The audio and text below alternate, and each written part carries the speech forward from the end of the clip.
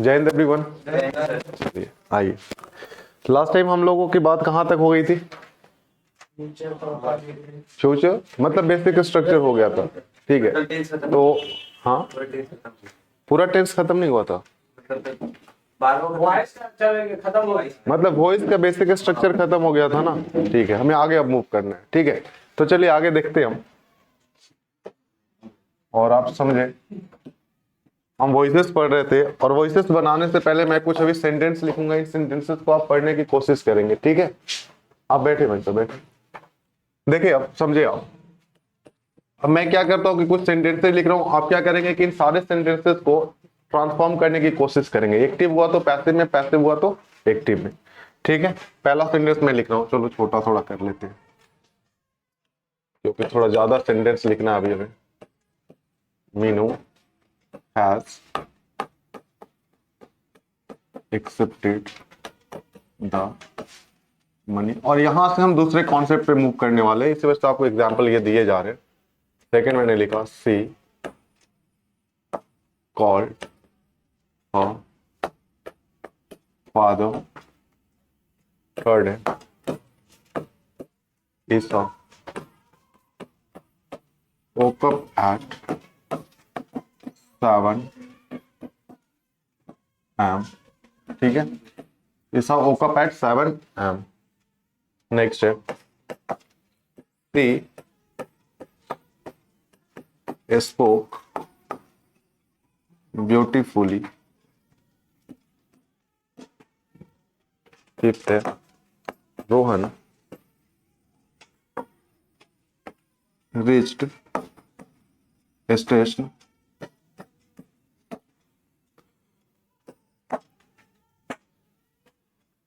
Next है सी had mentioned the answers। आप बना पा रहे हैं सारे?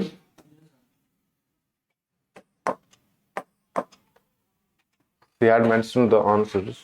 Next है she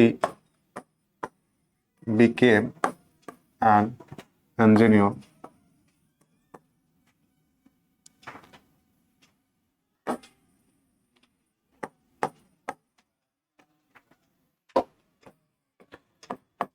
I have a huge villa। Ninth है Shreya is a teacher। Shreya is a teacher। आपके सामने मैंने 9 एग्जाम्पल्स लिखे। इन 9 एग्जाम्पल्स को आप एक बार बनाने की कोशिश करें, ठीक है। और आपसे ये सारे बन भी नहीं पाएंगे, मुझे पूरा विश्वास है, लेकिन जो बन रहा है आप उसे एक बार बनाने की कोशिश करें अपने मन में, या फिर जैसे भी आप बनाना चाह रहे हो। एक बार सारे एग्जाम्पल्स को आप पढ़ लें, ठीक है। प्रीवियस क्लास तक तो कहीं किसी को दिक्कत नहीं है ना? अगर दिक्कत है तो आप पूछें। कोई दिक्कत है? चल, तो आप इसे बनाएं। मैं 2 मिनट का टाइम देता हूं आपको।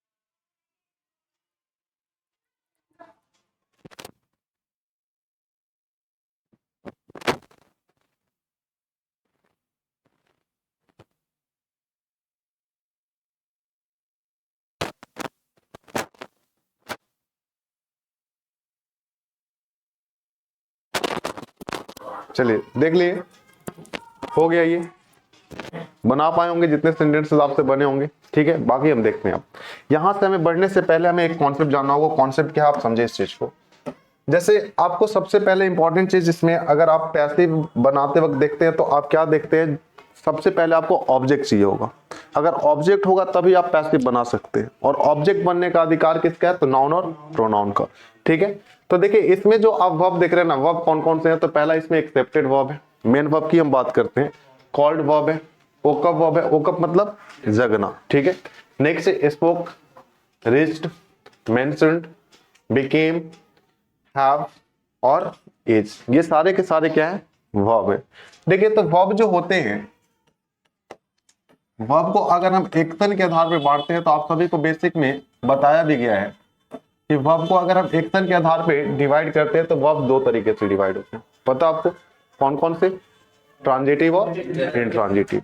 तो जो वर्ब होते हैं इसे हम दो तरीके से डिवाइड करते हैं एक्शन के आधार पे, जिसमें पहले को हम क्या कहते हैं, तो पहले को हम कहते हैं ट्रांजिटिव और सेकंड को हम नाम देते हैं इंट्रांजिटिव, ठीक है। ट्रांजिटिव वर्ब और इंट्रांजिटिव वर्ब।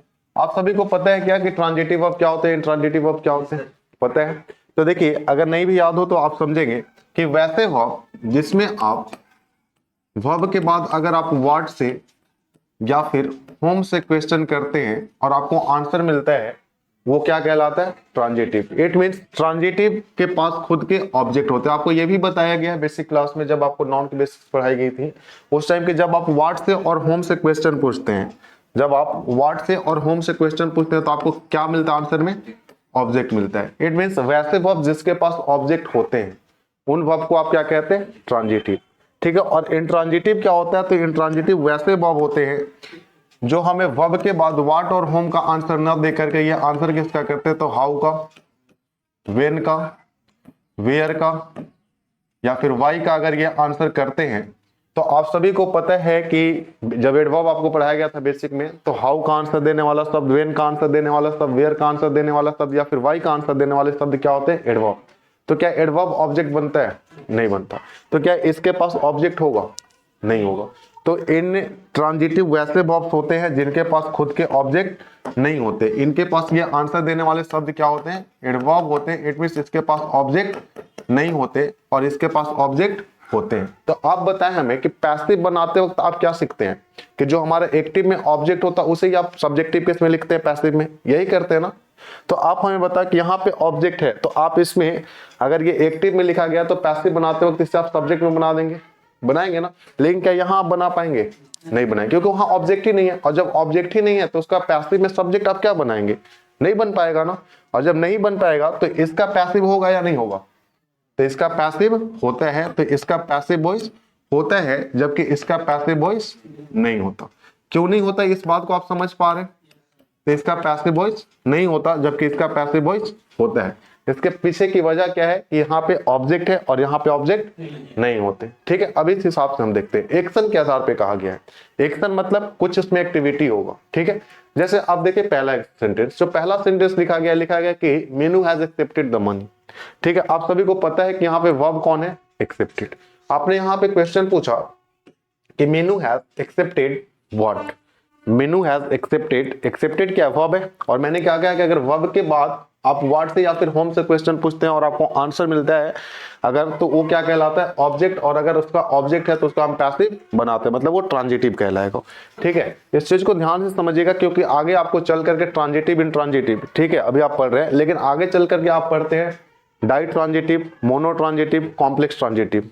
शायद आपको बेसिक में भी पढ़ाया गया, आपको याद हो तो, ठीक है। तो आपने यहाँ पे पूछा कि Meenu has accepted what, Meenu has accepted what, what का आंसर मिल रहा है। और अगर ये व्हाट का आंसर दे रहा है तो ये जो एक्सेप्टेड लिखा गया है ये ट्रांजिटिव है, इंट्रांजिटिव है, ट्रांजिटिव है। और अगर ये ट्रांजिटिव है तो क्या इसका पैसिव होगा या नहीं होगा, इसका पैसिव होगा ना, होगा, क्योंकि ये क्या लिखा हुआ है, ऑब्जेक्ट लिखा हुआ। तो आप क्या बनाएंगे, तो आप बनाएंगे कि the money has been accepted by Meenu. क्या ऐसा ही बनाएंगे, आप नहीं बनाएंगे, ऐसा ही बनेगा ना। बनने की वजह क्या है, क्योंकि वो वर्ब जो मेन वर्ब लिखा गया है जिसमें एक्शन हो रहा है, एक्सेप्ट करना क्या एक्शन है, ठीक है। सेकंड लिखा गया है she called her father, she called her father. अगर आप बुला रहे किसी को तो आप एक्शन परफॉर्म कर रहे हैं ना। और अगर आप एक्शन परफॉर्म कर रहे हैं तो आपको देखना है कि ये जो वर्ब लिखा गया है वो हमारा ट्रांजिटिव है, इंट्रांजिटिव है। आपने क्वेश्चन पूछा कि शी कॉल्ड व्हाट, क्या आपको आंसर मिल रहा है, नहीं मिल रहा है ना। शी कॉल्ड होम, उसने किसको बुलाया, तो हर फादर, मिल रहा है ना। इट मींस क्या ये भी जो लिखा गया है ये भी ट्रांजिटिव है या नहीं है, और अगर ये भी ट्रांजिटिव है तो क्या इसका भी पैसिव होगा या नहीं होगा? तो आप क्या बनाएंगे, तो आप बनाएंगे हरफा दो, और ये V2 लिखा हुआ है ना, और अगर V2 लिखा हुआ तो हम क्या लगाते हैं बी फॉर्म का, was called by her। यही बनेगा या नहीं बनेगा? बनेगा।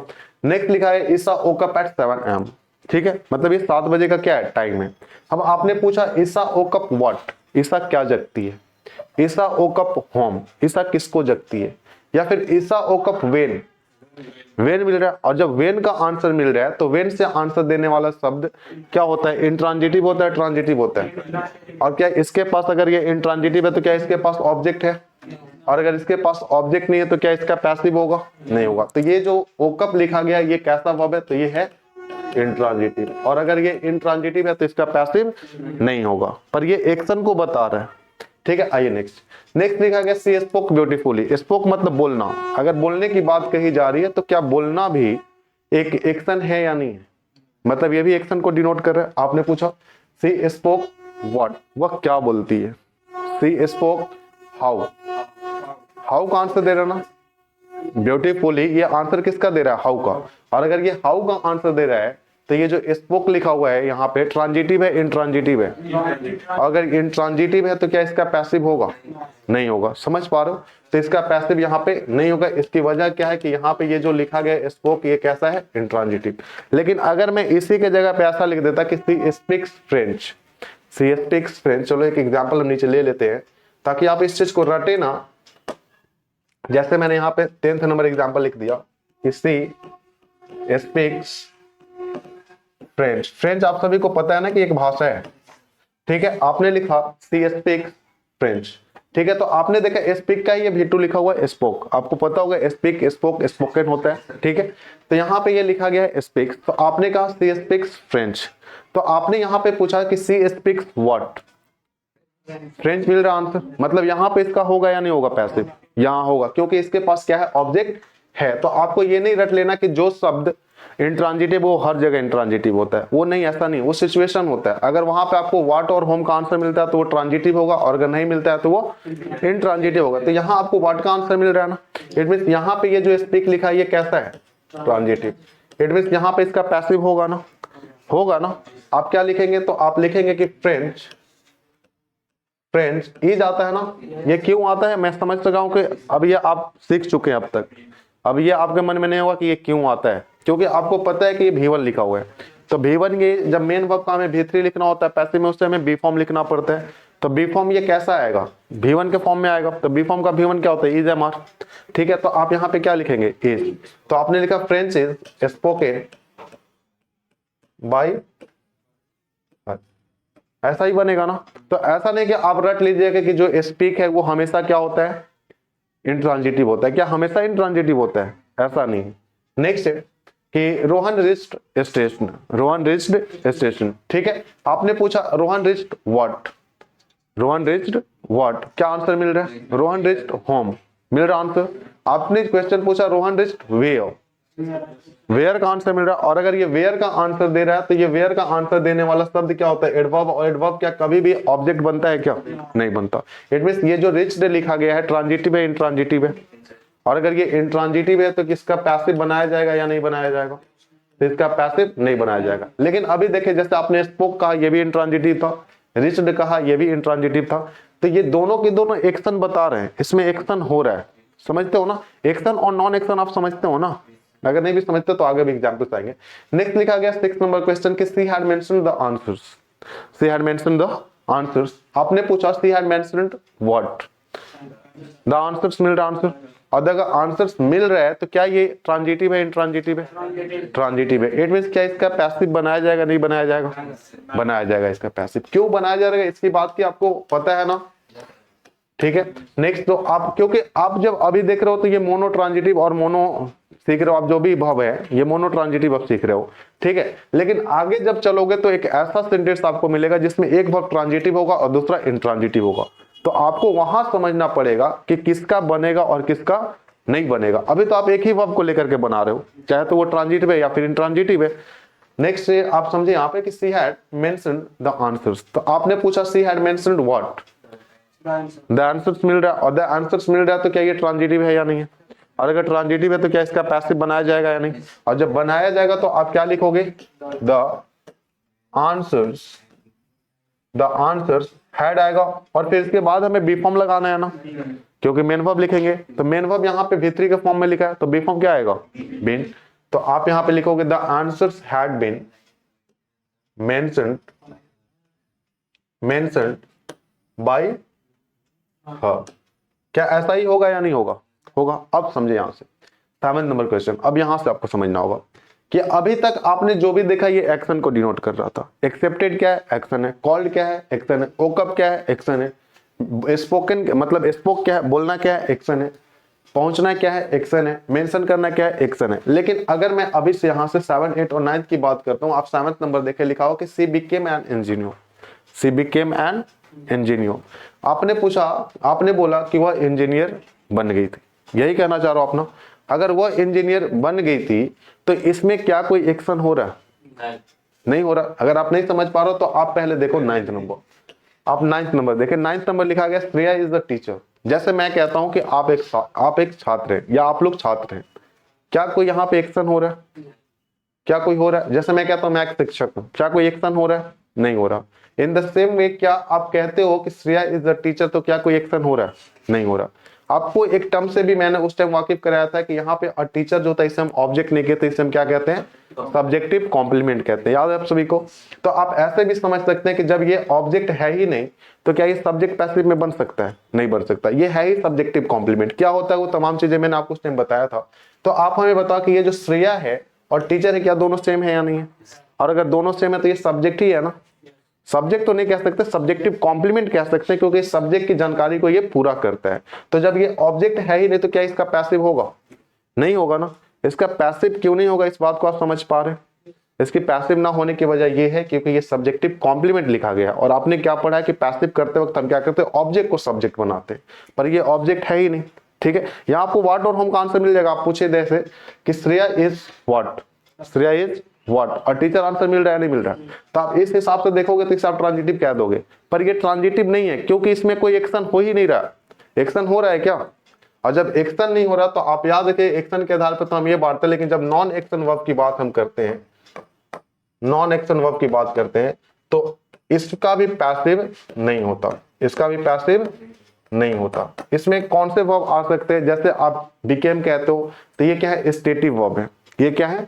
Stative verb. तो कहीं पे भी स्टेटिव वर्ब आ जाए, स्टेटिव वर्ब आपको याद है बेसिक में बताया गया ना, अगर स्टेटिव वर्ब आ जाए या फिर पोजीशन बताने वाले शब्द आ जाए तो इसमें कोई एक्शन नहीं होता। और जब एक्शन नहीं होता तो इसका पैसिव नहीं होता। जैसे मैं कहता हूं मेरे पास एक कलम है, क्या कोई एक्शन हो रहा है इसमें? लेकिन मैं कह रहा हूं कि मैं खेलता हूं, एक्शन हो रहा ना।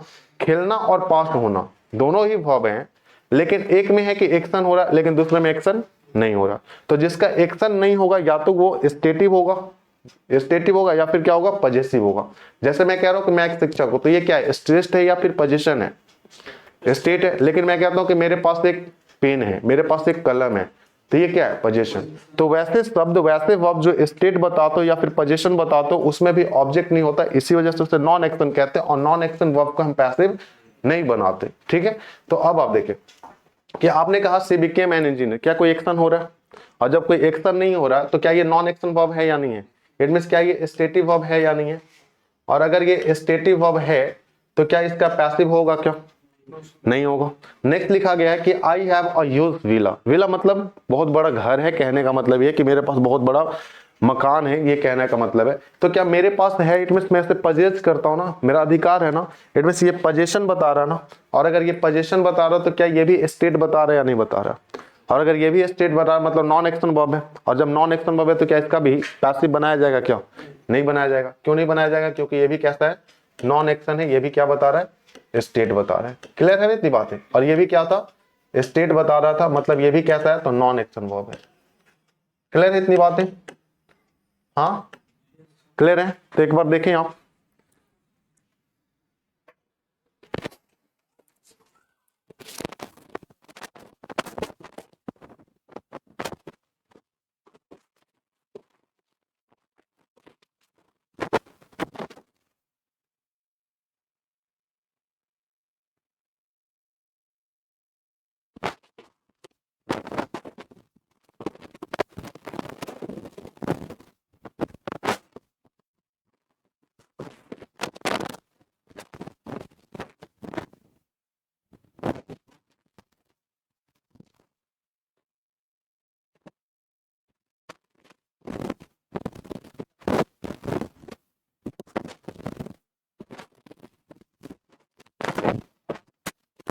ठीक है, ये बातें हो गई। क्या कोई डाउट है किसी को? चलिए फिर आगे हम मूव करते हैं, और आगे मूव कर करके हम देखते हैं। तो मतलब ये फंस जा रहा है उधर। ठीक है, तो आप देखें अब नेक्स्ट जब हम मूव करेंगे तो आपको सेंटेंस मिलेंगे। कैसे सेंटेंस मिलेंगे? तो इन सेंटेंसेस को आप देखने की कोशिश करें कि जैसे अभी आप पढ़ते थे तो आप जितने भी सेंटेंसेस अभी पढ़ते थे तो आपको दो ही ऑब्जेक्ट में, एक ही ऑब्जेक्ट मिलता था ना। अब आपको दो दो ऑब्जेक्ट मिलेंगे। अब आपको दो दो ऑब्जेक्ट मिलेंगे, मतलब यहां से जो आप पढ़ने जा रहे हो उसे आप क्या कहते हैं? Ditransitive. Ditransitive, ditransitive. Transitive क्या होता है ये बात समझ गए आप? ठीक है, अब देखिए डाई ट्रांजिटिव क्या होता है। जैसे मैं कुछ सेंटेंसेस लिख रहा हूं, समझने की कोशिश करें। जैसे मैंने फर्स्ट लिखा कि सी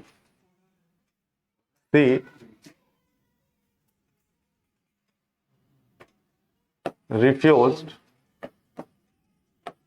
them the funds, और समझिएगा यहां से आप refused them the funds। Second है, थोड़ा और जगह देना हो। सेकेंड है कि Raju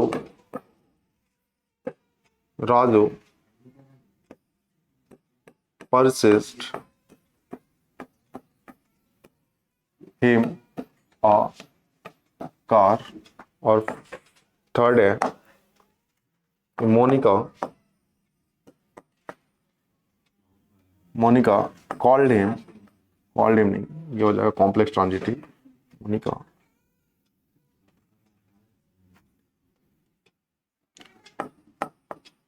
sent her an SMS। देखिए आप ये तीन सेंटेंसेस, क्या आप इतना समझ पा रहे कि ये जितने भी सेंटेंस लिखे गए इसमें दो दो ऑब्जेक्ट आ रहे हैं? समझ पा रहे हो आप? हाँ, अगर आप समझ पा रहे हैं तो देखिए अब आपको समझना होगा ऑब्जेक्ट के टाइप्स। ठीक है, आपको बताया भी गया होगा। तो ऑब्जेक्ट कितने तरह के होते हैं आप बता सकते हैं क्या? पता है आप सभी को? ऑब्जेक्ट आपको बताया गया होगा, ये दो तरीके के होते हैं, जिसमें आप पहले को कहते हो डायरेक्ट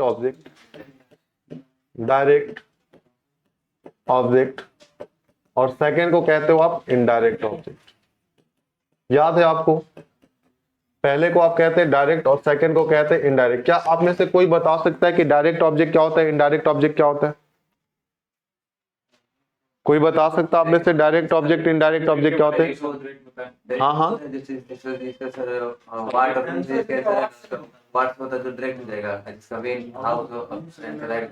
भाई, व्हाट हाउ और व्हेन से आंसर हमें ऑब्जेक्ट मिलता है। कैसे आप याद रिवीजन नहीं लगाते? बिल्कुल देखो समझो, मूर्खों जैसी बातें करते हो। डायरेक्ट ऑब्जेक्ट क्या होता है और इनडायरेक्ट ऑब्जेक्ट क्या होता है? अगर आप लोगों ने पढ़ रखा है किसी ने पहले, तो कम से कम आने से पहले रिवाइज तो कर लिया करो यार। उल्टा सीधा बताते हो आंसर। हाँ देखो, डायरेक्ट ऑब्जेक्ट क्या होता है, इनडायरेक्ट ऑब्जेक्ट क्या होता है। देखो समझो, अभी आपने क्या सीखा कि हमें दो शब्द से ऑब्जेक्ट मिलता है, व्हाट से और होम से। अभी पीछे पता चला ना ट्रांजिटिव में कि हमें ऑब्जेक्ट पता लगाने के लिए हमें दो शब्द से क्वेश्चन पूछते, या तो व्हाट से या फिर होम से। तो अब आप समझे कि जो हमें व्हाट का आंसर देता है ना, वो होता है डायरेक्ट ऑब्जेक्ट, और जो हमें होम का आंसर देता है वो होता है इनडायरेक्ट ऑब्जेक्ट। समझ गए? डायरेक्ट ऑब्जेक्ट क्या होगा? जो हमें व्हाट का आंसर करेगा, और जो हमें होम का आंसर करेगा वो क्या कहलाएगा? Indirect object. अब समझे आप, व्हाट का होम जब भी मिलेगा तो आपको ये थिंग्स मिलेगा। क्या मिलेगा? थिंग्स। और होम जब भी ये आंसर करेगा तो ये किसको करेगा? पर्सन को। तो आप ऐसे भी कह सकते हो कि आपको अगर थिंग्स नजर आता है तो उस थिंग्स को आप क्या कह दोगे? Direct object. लेकिन ऑब्जेक्ट होना चाहिए, इट मींस ये व्हाट या फिर होम का आंसर आना चाहिए। ठीक है, तो उसको आप कह देते हो डायरेक्ट, और अगर हमें जो आंसर करता है होम का, उसे हम क्या कह देते हैं? इनडायरेक्ट। तो आइए देखिए, ये जो सेंटेंस लिखे गए इनमें हम देखते हैं कि कौन सा हमारा डायरेक्ट ऑब्जेक्ट है, कौन सा इनडायरेक्ट ऑब्जेक्ट है। जैसे आप पहले एग्जांपल को देखते हैं तो लिखा गया है कि she refused them the funds. She refused them the funds. तो आपने पूछा कि शी रिफ्यूज्ड देम व्हाट?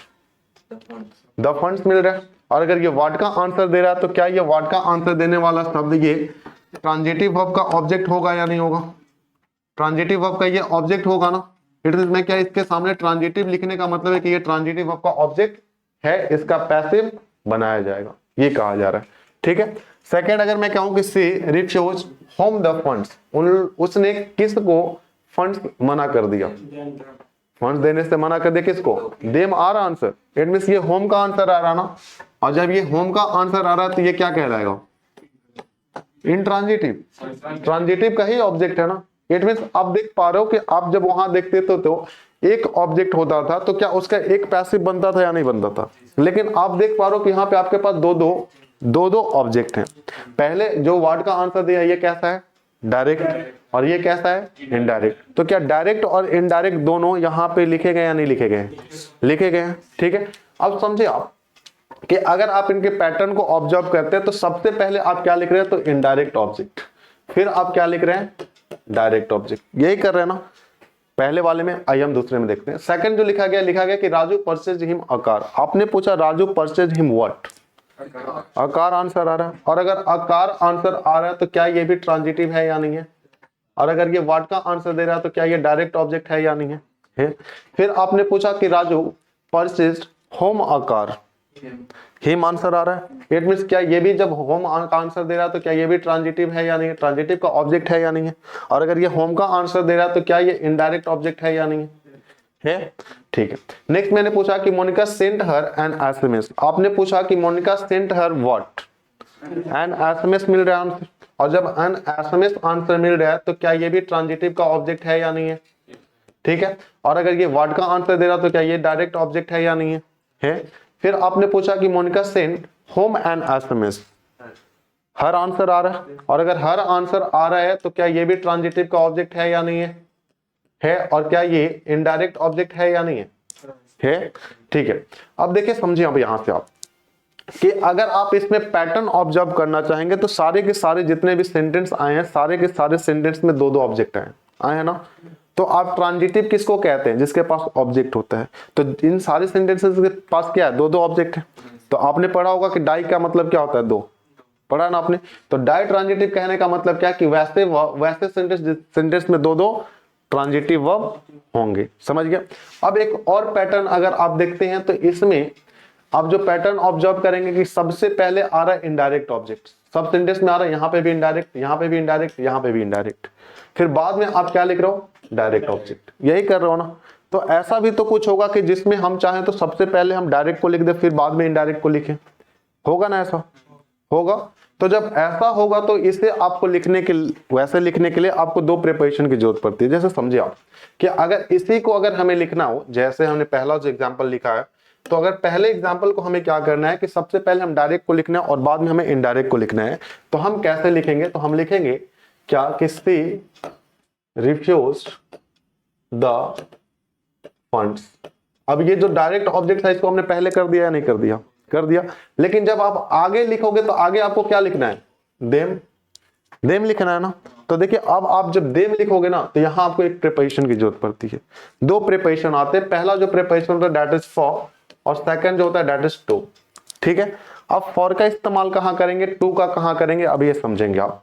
जहां पे के लिए हिंदी आएगी, ठीक है, जहां पे के लिए की हिंदी होगी, ठीक है, तब आप क्या लगाते हो, फॉर। लेकिन अगर जहां पे हिंदी हो उससे उन्हें, ठीक है, उन्हें हो, उन लोगों को हो, ऐसा अगर सेंस दे, ठीक है, तब वहां पे आप क्या लगाते हैं, टू। आप हमें बताएं, ये भाई बोल रहा था फॉर, बताओ आप यहाँ पे टू आएगा या फॉर आएगा, टू आएगा ना। आप क्या करो कि she refused them the funds, उसने उन्हें फंड देने से मना कर दिया। तो उन्हें का सेंस आ रहा है ना, और जब उन्हें का सेंस आ रहा तब आपको यहाँ पे क्या लगाना पड़ेगा, टू। तो आप देख पा रहे होंगे, क्या देख पा रहे होंगे कि जब आप पहले क्या करते हैं, डायरेक्ट ऑब्जेक्ट को लिखते हैं और बाद में आप इनडायरेक्ट ऑब्जेक्ट को लिखते हैं, तो आपको दो प्रिपरेशन लगाने पड़ते हैं। कौन कौन से, या तो टू आता है या फिर फॉर आता है। समझ पा रहे हो। वैसे अगर मैं सेकंड की बात करूं तो लिखा हो कि Raju purchased him a car. ठीक है, यहाँ पे इसकी हिंदी क्या होगी कि राजू ने उससे एक कार खरीद दिया। ठीक है, बहुत सारे बच्चे अगर बोलेंगे तो इसको बोलते कि उसके लिए खरीद दिया। उसके लिए यहाँ पे सेंस नहीं आ रहा, उससे आ रहा है यहाँ पे। ठीक है, तो जब इसे भी आप बनाओगे तो टू से ही जोड़ोगे ना। इट मींस क्या करोगे, जब आप अ कार को पहले रखोगे और हिम को बाद में करोगे तो आप क्या लिखोगे, Raju purchase a car to him, to him, ऐसा ही करेंगे ना आप। ठीक है, वैसे अगर हमें इसे भी करना होगा तो उसे भेजा गया, यही कह रहा हूं ना आप। मतलब सारे इत्तेफाक से मैंने सारे एग्जांपल्स क्या लिख दिए हैं, टू वाले ही लिख दिए। मैं देखूंगा आगे फॉर वाला भी लिखूंगा। नेक्स्ट है कि Monica sent her an SMS. तो मोनिका को भेजा गया ना, मोनिका का मतलब उसे भेजा गया।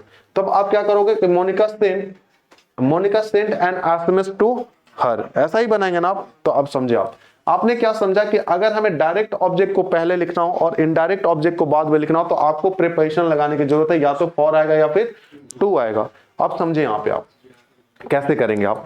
तो देखिए आप, इसे हम दो तरीके से बनाएंगे, ये बात आप समझ पा रहे होंगे कि यहाँ पे दो दो ऑब्जेक्ट हैं तो दो तरीके से इसके पैसिव बनाए जाएंगे।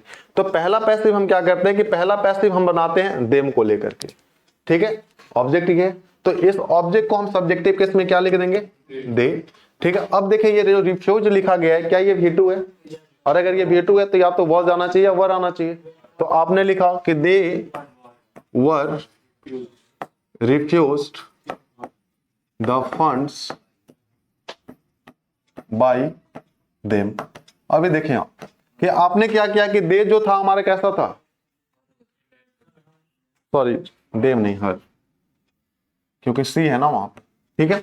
ये जो देम था ये कैसा था, इनडायरेक्ट ऑब्जेक्ट। तो अभी भी इनडायरेक्ट ऑब्जेक्ट को आपने पहले ही रखा है और डायरेक्ट ऑब्जेक्ट को आपने बाद में रखा है, इस वजह से आपको प्रीपोजिशन लगाने की जरूरत नहीं पड़ी। लेकिन अगर मैं इसी को क्या कर दूंगा, द फंड्स को पहले लिख दूंगा, मैंने लिखा द फंड्स वर रिफ्यूज्ड, तब अब हमें ये लिखने की जरूरत है ना, यही लिखेंगे ना। तो अब आप बताएं हमें, क्या आपने डायरेक्ट ऑब्जेक्ट को पहले लिखा या नहीं लिखा, और बाद में इनडायरेक्ट अब आ रहा है ना, तो क्या इसका ये उल्टा हो गया या नहीं हो गया। इट मींस हम इसको फॉलो कर रहे हैं या नहीं कर रहे हैं, और अगर इसको फॉलो कर रहे हैं तो हमें दो प्रीपोजिशन लगाने होंगे, कोई एक आएगा ना। तब क्या हमें यहाँ पे टू लिखने की जरूरत है या नहीं है, टू लिखने की जरूरत है ना। तो आप क्या करेंगे कि the funds were refused to them by हर।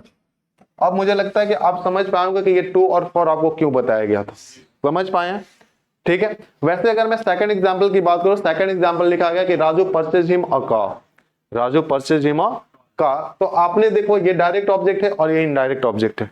पहले मैं इनडायरेक्ट को ही पहले रख ले रहा हूं, ठीक है। तो पहले अगर मैं रखूंगा तो क्या रखूंगा और क्या लिखूंगा मैं, तो मैं लिखूंगा कि he was purchased a car by Raju. क्या ऐसा ही करेंगे या नहीं करेंगे आप, ऐसा ही करेंगे ना। लेकिन अगर मैं सबसे पहले फिर ये जो डायरेक्ट ऑब्जेक्ट अगर इससे पहले लिखूंगा तो क्या ये उल्टा हो जाएगा या नहीं हो जाएगा। तो आप क्या लिखोगे, अ कार वॉज परचेज्ड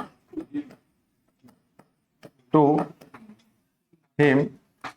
देखो आप यहां चाहो तो टू भी लगा सकते हो, फॉर भी लगा सकते हो, दोनों ही प्रीपोजिशन यहां आ सकते हैं, ठीक है।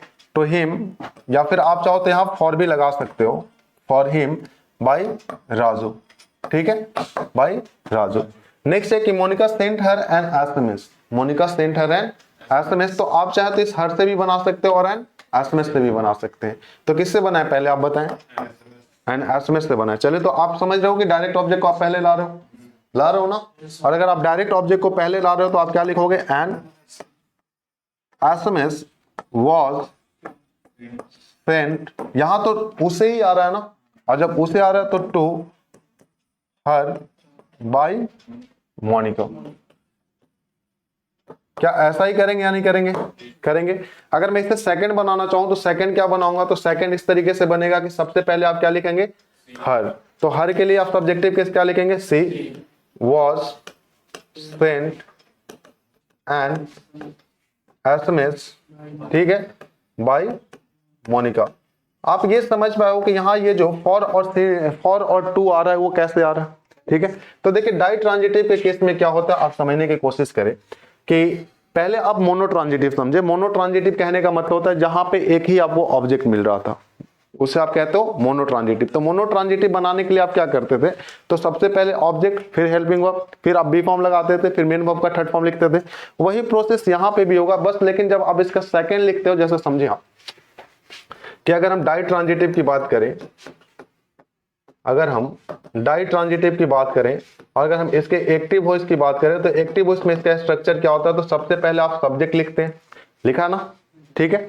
फिर आपने क्या लिखा है, वर्ब लिखा है, ठीक है, हेल्पिंग वर्ब आ सकती है, ठीक है। उसके बाद फिर आपने क्या लिखा है, ऑब्जेक्ट लिखा है, और ऑब्जेक्ट एक है और ऑब्जेक्ट दो भी है। मतलब कि ऑब्जेक्ट फर्स्ट और सेकंड लिखने का क्या तात्पर्य है कि पहले वाला जो होगा वो कैसा होगा, इनडायरेक्ट, और सेकंड वाला कैसा होगा, डायरेक्ट होगा। ठीक है, मैं इसे ऑब्जेक्ट फर्स्ट और ऑब्जेक्ट सेकंड कह दे रहा हूं, इससे ऑब्जेक्ट फर्स्ट और इससे ऑब्जेक्ट सेकंड कह दिया। ठीक है, तो जब इसका आप पैसिव ट्रांसफॉर्मेशन करते हैं तो आप इसका पैसिव दो तरीके से बनाते हैं या नहीं बनाते, पहला और दूसरा। तो देखिए आप इसका पहला कैसे बनाते हैं और दूसरा कैसे बनाते हैं। तो कहते हैं कि अगर आप यहाँ पे ऑब्जेक्ट किसको ले, पहले चलो इसको ले लेते हैं, ऑब्जेक्ट फर्स्ट को ले लेते हैं, कि अगर आप ऑब्जेक्ट फर्स्ट को पहले ले लेते हैं, ठीक है, और फिर आप क्या लिखते हैं, फिर आप लिखते हैं वर्ब नहीं, वर्ब लिखते हैं। आप कोई भी वर्ब आ सकता है, जैसे आप ये कर रहे हैं तो ये सारी चीजें मैं इसे वर्ब से ही डिनोट कर दे रहा हूं। ठीक है, फिर आप लिखते हैं वर्ब और फिर आप लिखते हैं क्या, तो फिर आप लिख देते हैं ऑब्जेक्ट सेकंड को। ठीक है, और चाहे तो आप इस तरीके से लिख लें कि आप इसके बाद लिखते हैं हेल्पिंग वर्ब को। ठीक है, फिर आप लिखते हैं एक बी फॉर्म को, और फिर आप ये बी फॉर्म में क्या है आपको पता है ना, उसके बाद वर्ब के थर्ड फॉर्म को लिखते हैं, और फिर आप क्या लिखते हैं, तो ऑब्जेक्ट सेकंड को लिख रहे थे, और फिर आप एक प्रीपोजिशन लगा रहे थे, और प्रीपोजिशन के बाद फिर एक एजेंट को लिख रहे थे, यही कर रहे थे ना।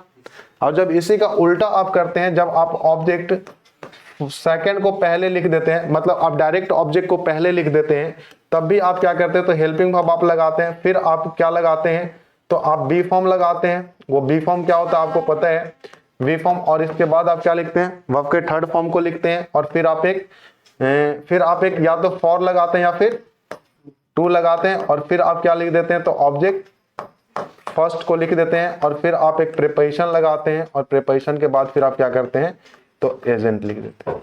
क्या यही प्रोसेस हमने फॉलो किया है, नहीं किया है ना। तो वो ज्यादा कॉम्प्लिकेटेड लग रहा है, आप ऐसे ही सिंपल सा जो आपको ये बताया गया कि ये टू और फॉर हमें क्यों लगाना पड़ता है, इसकी वजह से आप सीख ले तो ज्यादा बेनिफिशियल होगा। ठीक है, और ज्यादा समझ में आएगा। वो ज्यादा कॉम्प्लिकेटेड होता है कि आप हम ये सारी चीजें, लेकिन कॉम्प्लिकेटेड भी नहीं है, आपको पता है कि इसका क्या मतलब है, ये तमाम जो ये लिखे गए हैं इसका क्या मतलब है, इसका क्या मतलब आप सभी को पता है ना, ये कहाँ से आता है ये सारी चीजें। उसके बाद तो ये सारी चीजें वैसे हैं जैसे आप पहले कर रहे थे। क्लियर इतनी बातें, ठीक है। तो ये समझे आप, समझ करके देखें, आपको कहीं अगर कोई डाउट है तो आप पूछें।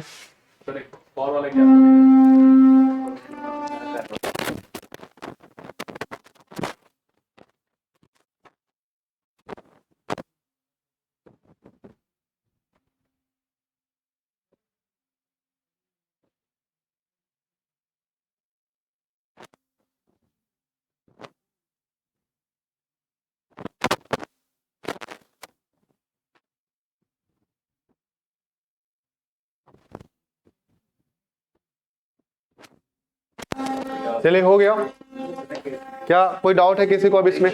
तो आगे की क्लास फिर हम कल करते हैं, आज की क्लास यहीं करते हैं खत्म। ठीक है, तो चलिए फिर मुलाकात होगी हमारी नेक्स्ट क्लास में। Thank you very much and Jai Hind to all of you.